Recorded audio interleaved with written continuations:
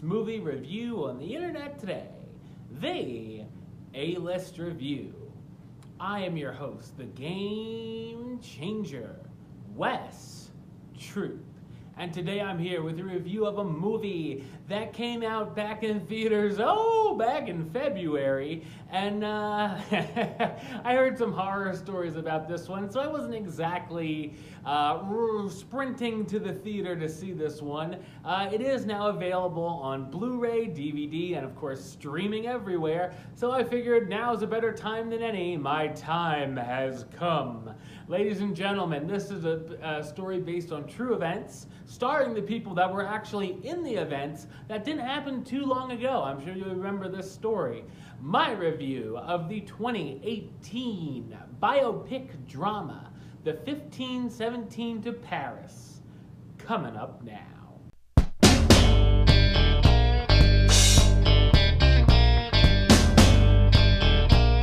Based on true events, three brave young Americans stop a terrorist in action on a train bound for Paris and become heroes after saving more than 500 passengers on board. So what did I think of the 1517 to Paris?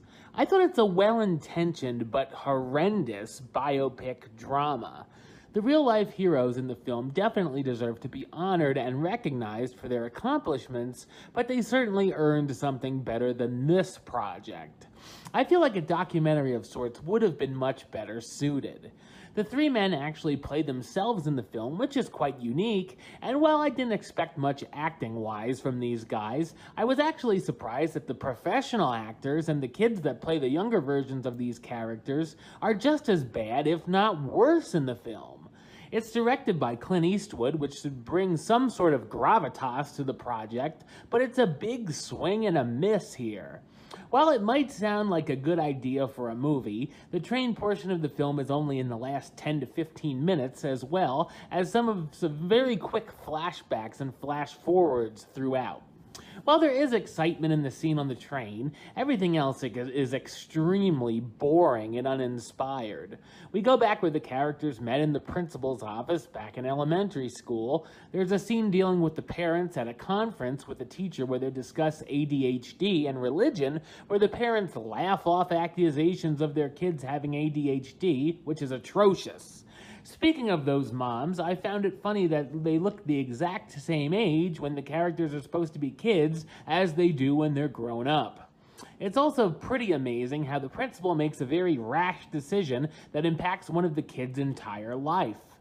Once they're older, we see one of the guys trying to get into the military and having a few hiccups along the way.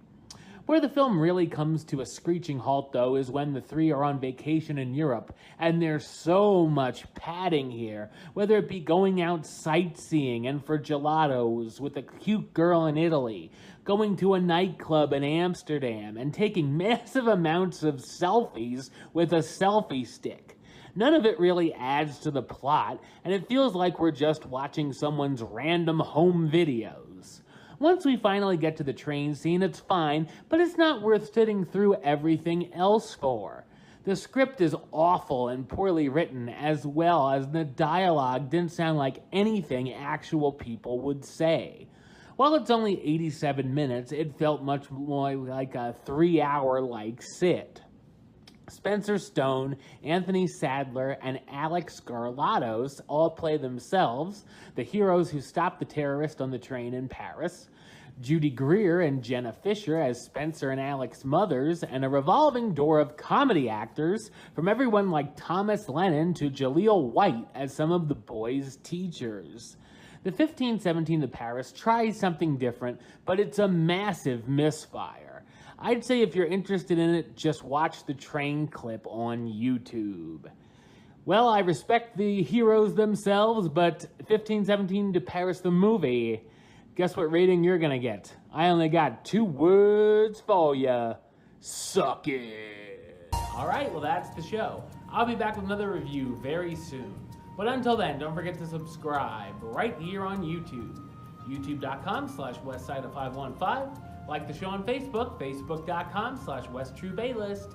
And of course, you can follow me on the Twitter and the Instagram @WestAlist. Until next time, truth out.